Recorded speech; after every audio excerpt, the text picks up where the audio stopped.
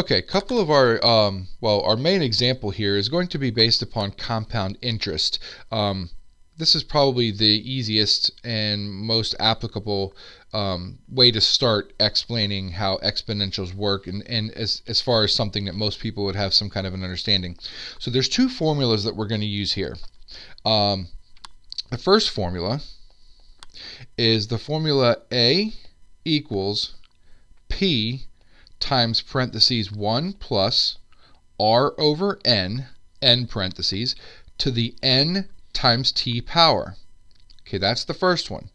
The second one is going to be A equals P times E raised to the RT power.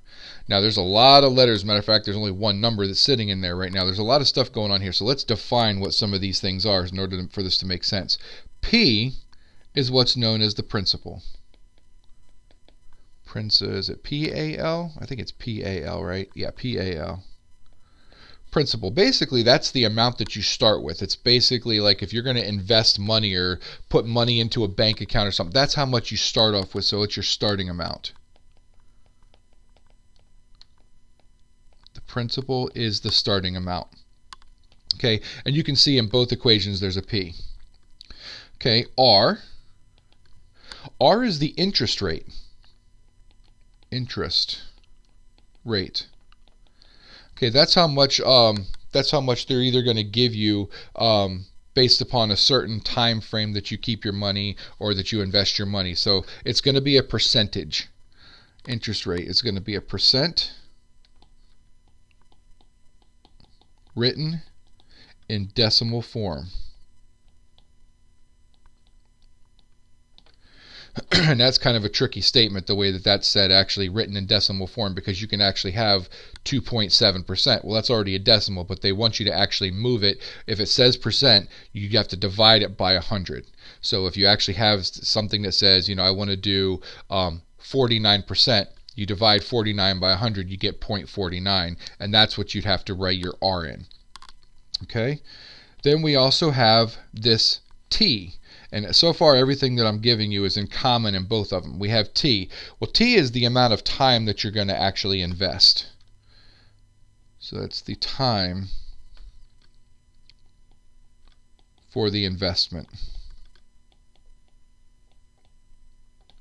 So maybe you're going to put your money in a bank or some kind of a CD or a bond or something like that. You're going to put it into something for a certain number of time, and it's usually done in years. Okay, so this is going to be, time is usually given to us in years. So maybe we're going to do it for 5 years or 7 years or whatever the time is. Only other one that we have to talk about here is N. Remember this E down here in the second one, that's just a number. It's like 2.71, so we're not doing anything with E. That's what E is approximately equal to. N is the number of times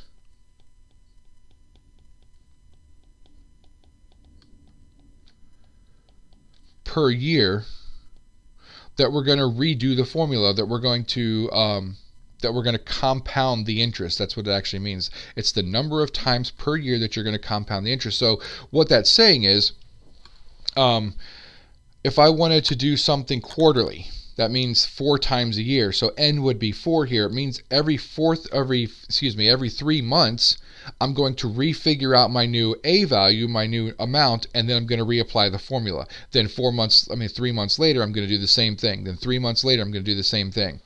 Okay, that's what the N stands for. And that only occurs in the top one.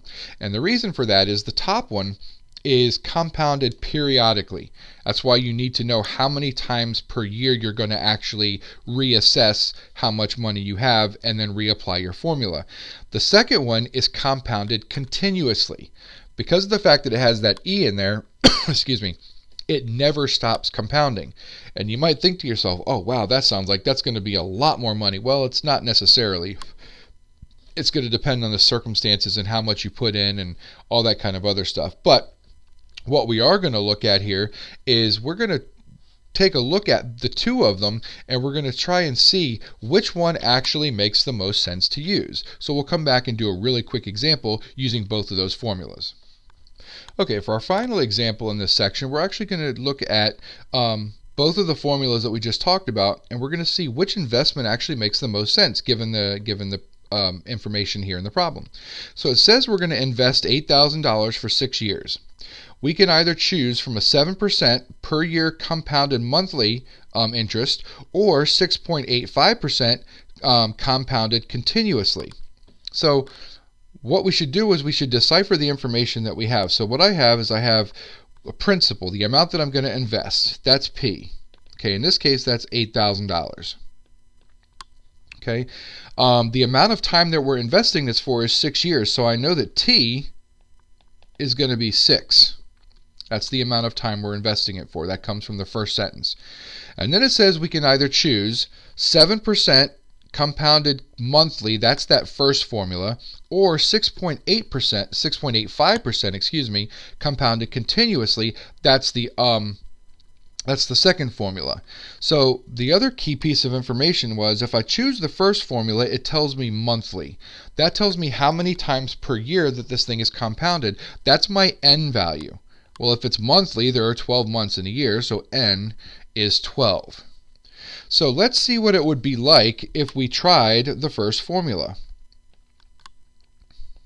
And the first formula was that the amount that we're going to get out of this was P times 1 plus the interest rate over N, all raised to the RT.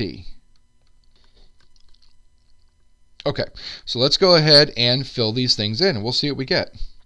So A is going to equal the principal, which is 8,000, 1 plus, now the interest rate must be written as a decimal. It gives it to me as a percent, so 7%. If I divide 7 by 100, I'm going to get 0.07 over the N, which according to this we said was 12 because that's monthly, raised to the 0.07, it's the same R value, times the T. In this case, T was 6 years, so we'll have to multiply that by 6. So the biggest thing here is just plugging this thing into your calculator correctly. I would say use the parentheses exactly as you see them, because if you don't use those parentheses exactly like you see it there, it's going to probably trick you up just a little bit there. Oh, I made a mistake. Whoops. That's not RT. It's supposed to be an NT up here. I apologize. I don't know what I was thinking. Let's erase that. Sorry about that. So N was 12. Yeah, that's right. Oops. There we go. Sorry about that. So yeah, like I said, just plug this thing in exactly like you see it right here into your calculator. So if you don't have a TI-83, 84 type calculator, again, I strongly suggest getting the free TI download if you haven't already done so of the TI Nspire, and you can use that. Otherwise, if you're just using a regular calculator, do the parentheses first. Do 1 plus 0.07 divided by 12. Do that first. Raise that to the whatever 12 times 6 is, and of course that's going to be 72. So you'd raise that to the 72nd power and then multiply that by 8,000. You should still get the correct answer. And it looks like if I punched all this stuff in correctly, we should get about 12,160. And because it's money, I'm just going to round it to the second decimal place and 84 cents. So according to this, if I did this compounded monthly 12 times a year, I would make, or I would end up with about $12,160.84, which means after putting $8,000 in, I've really made about $4,160.84 in 6 years. So now let's see what happens if we do it continuously. And again, you might think, oh man, continuously, that should be a lot of money. Well, let's check it out and see. So continuously was A equals P times E to the RT. I know that one's correct. So again, the P value is exactly the same. That's $8,000. E is just E. That's that number, and it is a button on your calculator you can use for that.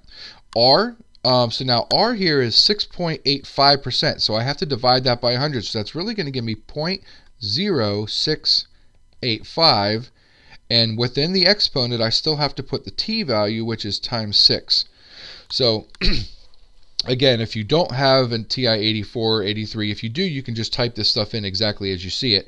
If you don't have that, I would do the 6 times 0.0685, whatever that gives you, and then figure that number out. Then do e raised to that, or approximately 2.71 raised to that value, and then multiply it by 8,000. If you have one of the regular calculators, just type it in exactly like you see it, and that should work. And this value, if I'm not mistaken, if I plug this in correctly, should give us $12,066.60, rounding it to the nearest cent. So it actually looks like over this period that it's better to go with letter A. It's better to go with monthly, but now, of course, the monthly was a slightly higher percentage. It was only 0.15 higher percent, but it was a slightly higher percentage. If they were exactly the same percent, it'd be actually interesting to see which one would give you a better value. But that is one of the very basic applications for exponential growth and decay.